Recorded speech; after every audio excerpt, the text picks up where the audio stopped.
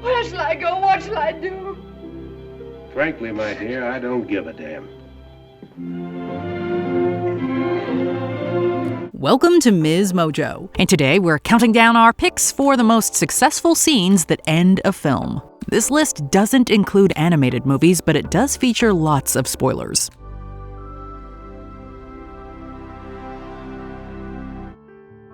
Number 20, Chief's Escape. One Flew Over the Cuckoo's Nest. Now we can make it, Mac.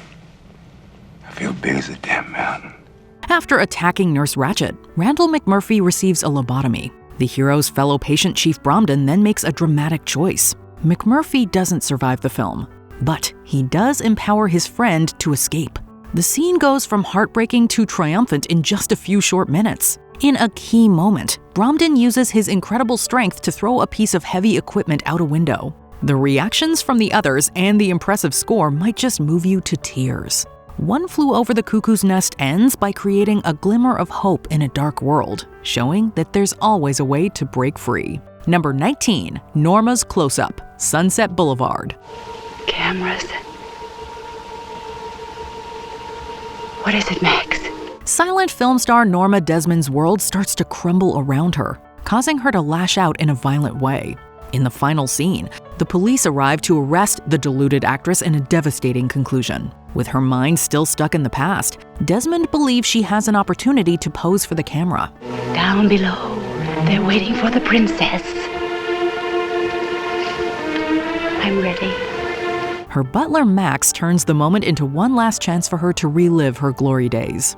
It's unsettling, heartbreaking, and compelling in one breath. Using some classic dialogue, Gloria Swanson's performance blends complex emotions into a career-defining moment, bringing Billy Wilder's twisted vision of Hollywood to a close in spectacular fashion. All right, Mr. DeMille, I'm ready for my close-up. Number 18, Waiting for Something to Happen, The Thing. You the only one who made it? Not the only one. John Carpenter's terrifying remake of a 1950s horror classic comes to a close with a stunning cliffhanger. R.J. McCready and Childs are the last men standing, having barely survived a creature that can infect a person's blood and assume new forms. But how can McCready and Childs, or the audience, know if either of these men is human or an alien copy? If you're worried about me. If we've got any surprises for each other, I don't think we're in much shape to do anything about it. Both characters stick to their stories before hunkering down, deciding to await their fates over some scotch. Kurt Russell and Keith David play it cool here, never letting on as to which might be infected.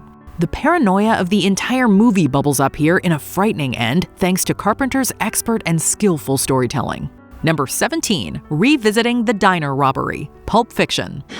Everybody be cool, this is a robbery! Through the unorthodox sequencing of this movie, Quentin Tarantino returns us to the beginning with a completely different perspective. Jules and Vincent think that they're home free until they find themselves in the middle of a robbery. The tense confrontation features some of Tarantino's finest dialogue and one of Samuel L. Jackson's definitive performances. Making the writer's dialogue sing, Jackson becomes a hitman with a heart of gold in this killer monologue. The truth is, you're the weak. And I am the tyranny of evil men. But I'm trying, Ringo. I'm trying real hard to be the shepherd. The scene includes dark humor, philosophy, and eventually a little bit of heart. You couldn't ask for a better way to end this crime classic. I think we should be leaving now. Yeah, that's probably a good idea. Number 16, Forget It, Jake, Chinatown. You're under arrest, Jake. Good news. As befits one of the best film noirs ever, Chinatown has an incredible ending. Private investigator Jake Gittes tries to save Evelyn Mulwray from her evil father. Not only does the hero fail, he watches as the police shoot and kill Evelyn. Robert Towne's script weaves a convoluted narrative into a serious gut punch, and the chaos of this moment encapsulates the moral drama at the center of the movie. Jack Nicholson's stunned face brings it all home, but the last line still stings to this day and sums up the whole film beautifully. Forget it, Jake. It's Chinatown. Number 15, OK, Eternal Sunshine of the Spotless Mind. My name is Clementine Krasinski. I'm here to racist Joel Barish. What is this? By the end of this sci-fi romance, Joel and Clementine both realize that they've erased each other from their memories. Their last confrontation is unlike anything we've seen in a romantic film before. The main characters try to work through their feelings and start to go their separate ways, but they eventually decide to try again. This could easily have veered into sappy sentimentality, but the writing carefully avoids this, and both Jim Carrey and Kate Winslet play the scene with just the right amount of feeling. I can't see anything that I don't like about you. But you right will. Now I can't. But you will. You know, you will think of things, and I'll get bored with you and feel trapped because that's what happens with me. Okay.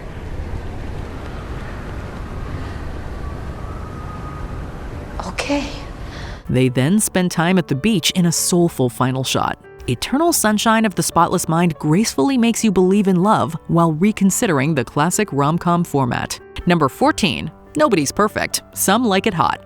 On the lam from Gangsters, musicians Joe and Jerry spend most of this film pretending to be women, but they eventually have to come clean. The former reveals his ruse to Marilyn Monroe's Sugar in a memorable way. Things don't end up going as smoothly for Jerry, with the bass player trying to avoid marrying Osgood Fielding III without revealing his true identity. Yeah, Osgood, I can't get married in your mother's dress.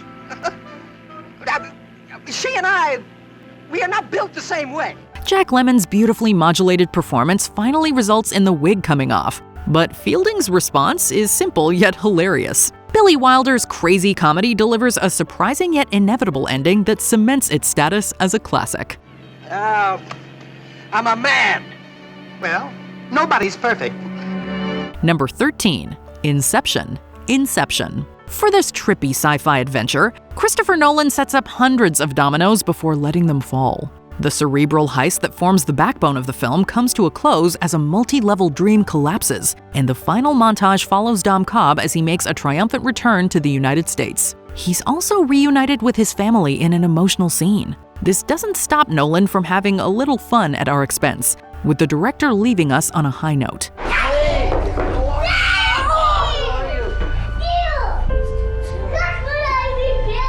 Cobb's spinning top, which is intended to indicate whether he's in a dream state or not, never falls, but it seems to wobble just before a cut to black. It's one more striking visual in an incredible end sequence. Number 12. Solo. Whiplash. Andrew Neiman spends the whole movie trying to be the best drummer he can be. The final scene showcases everything that he's gained and lost in that pursuit. I'm guessing most of you folks have heard of it. Playing for his abusive teacher Terrence Fletcher, the musician defies the rules in order to show off. This compelling sequence features stunning editing and direction as the action plays out. Fletcher can't control his student, but he then tries to work with him. The performance turns into an endless solo that needs to be seen to be believed.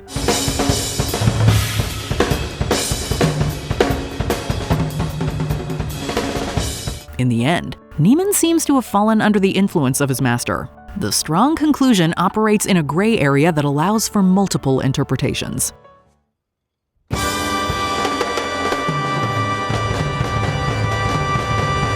Number 11. Catch with Dad. Field of Dreams. Oh my God. What is it? It's my father. After everything he's been through, Ray Kinsella is angry that he doesn't get to follow Shoeless Joe into the cornfield. His consolation prize makes for one of the most heartwarming moments in film history. Kinsella spots his father on the field, and so has the chance to play catch with him. Hey, Dad? You want to have a catch?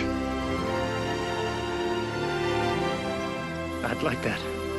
The scene brings together the power of baseball and father-son relationships in a powerfully moving way. Kevin Costner's natural performance brings out the beauty in this emotional climax. The last shot revealing the row of cars harkens back to the film's "If you build it, he will come" message in an uplifting way. Number 10. The greatest trick the devil ever pulled. The Usual Suspects.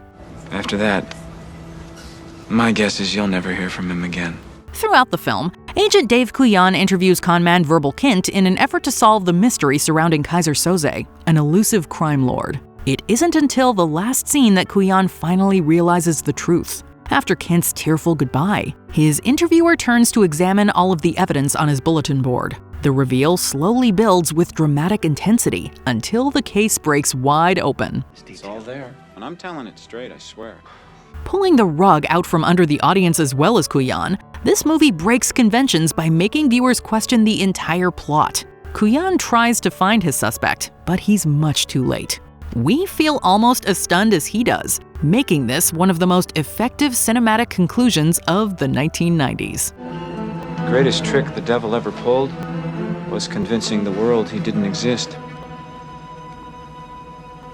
And like that, he's gone. Number 9. Truman escapes. The Truman Show. When Truman Burbank sails into the unknown, he reaches the end of the fake world he's always called home. The striking images show the hero reaching the barrier between him and reality. At the key moment, Truman finally hears from the show's creator and engages in an amazing existential conversation. I know you better than you know yourself. You never had a camera in my head. It's a moving scene featuring some of Jim Carrey's best serious acting, complemented by Ed Harris's excellent work as the obsessive Christoph. It all leads to Burbank's final sign-off, which feels like a brilliant mic drop moment.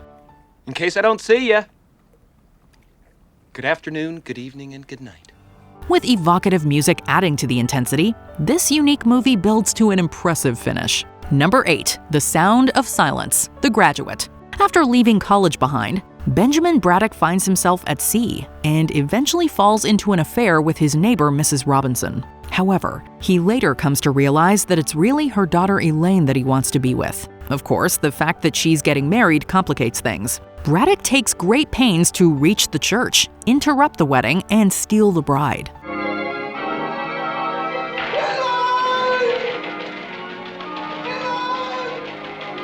Elaine decides to run away with Benjamin, giving the sequence a romantic exit like no other. This could have been a great ending on its own, but director Mike Nichols goes one step further. He shows the pair sitting awkwardly as they contemplate their life together, sending viewers away with some food for thought about happily ever after endings. And the vision that was planted in my brain.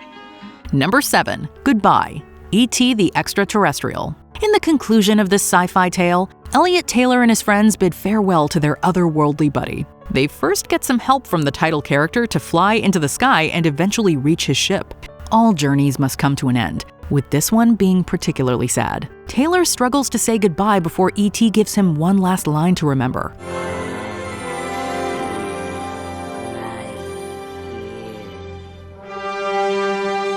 The music of John Williams makes this ending soar, and the skillful direction of Steven Spielberg exerts just the right amount of tugging at the heartstrings. We're sad to see the creature leave, but we're just as grateful as Elliot that we got to spend time with him.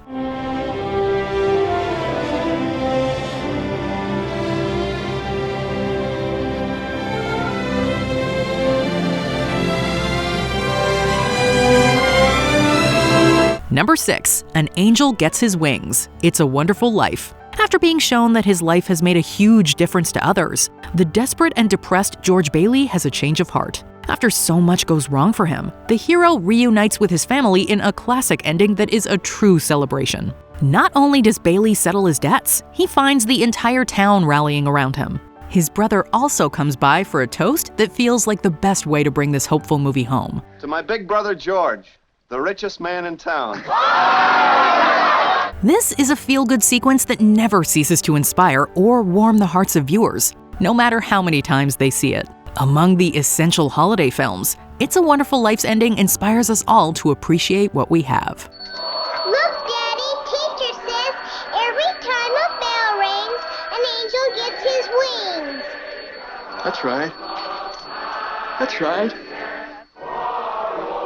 Attaboy, Clarence. Number 5. Reunion. The Shawshank Redemption. After Andy Dufresne escapes the titular prison, there's still the question of Red's fate. He gets paroled and struggles to fit into society. A moving montage and Morgan Freeman's expert narration take us through his dramatic journey. All I want is to be back where things make sense, where I won't have to be afraid all the time. Finding the gift Dufresne left for him, the former inmate finally decides to travel to meet his friend in Mexico. Their heartwarming reunion caps off an incredible ending sequence. Seeing them together again, you can't help but feel better knowing that the two characters have each other. The Shawshank Redemption brings viewers to tears while also reminding them about the power of friendship.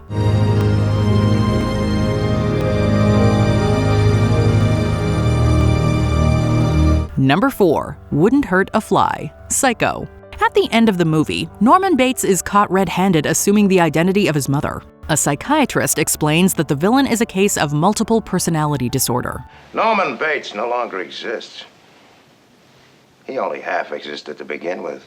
It all explains the surprising turn of events in the film and how the disturbed young man has lost grip with reality. Alfred Hitchcock then gives viewers another look at Bates by himself. His thoughts are narrated by his mother, adding yet another terrifying layer to this horror film. The talented Anthony Perkins even conveys the character's disturbed psyche without dialogue. His last look at the camera says it all, scaring audiences with an iconic smile.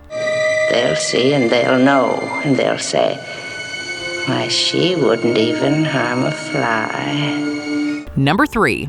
I'm Finished. There Will Be Blood. Daniel Plainview might have everything at the end of this movie, but there's still one person left to face. His rival, Eli Sunday, tries to do business and ends up getting swindled one last time. When the anti-hero mentions milkshakes, he starts an iconic rant, which Daniel Day-Lewis plays impeccably. I drink your milkshake. I drink it up! The script lets the actor explore the darkest corners of humanity, but never stops being entertaining. It's the final destructive act of a character we love to hate. After a vicious verbal assault, the oil man throws Sunday into a deadly game of bowling. Paul Thomas Anderson's masterful epic concludes with equal parts intense violence and dark comedy. I'm finished. Number 2. You Maniacs. Planet of the Apes. Oh my God. I'm back. I'm home. At the end of this film, astronaut George Taylor and fellow human Nova leave behind the ruling apes for greener pastures. Their journey starts out as an escape, but the script has other plans for them. The pair reaches a beach where the main character finds a reason to freak out. When Taylor sees the Statue of Liberty, the man realizes that he's not on a distant planet but still on Earth. It's a shocking scene that's still devastating all these years later. You maniacs! You blew it up! With Charlton Heston's acting, the crazy twist remains a highlight of 1960s sci-fi. Few movies are bold enough to build up high hopes and then take them all away. Before we unveil our top pick, here are some honorable mentions. Becoming Dawn, The Godfather. Michael continues his compelling descent into evil as the new head of the Corleone family. That Corleone. Waking Up from a Dream, No Country for Old Men. Sheriff Bell describes a thought-provoking vision of his father before a sudden end. He's fixing to make a fire somewhere out there in all that dark and all that cold. I knew that whenever I got there, he'd be there. Where Is My Mind? Fight Club. The hero finally confronts his alter ego in a trippy and destructive conclusion.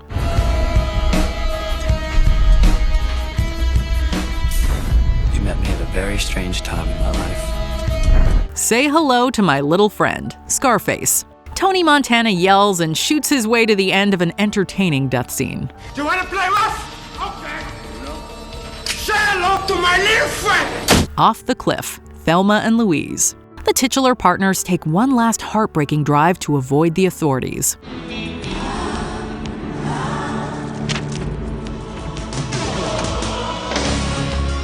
Number 1. The Beginning of a Beautiful Friendship, Casablanca. Do movies get any more romantic than this? He's looking at you, kid. At the end of Casablanca, Rick Blaine knows that he has to let Ilsa Lund go. The two then share one final and heartfelt moment together.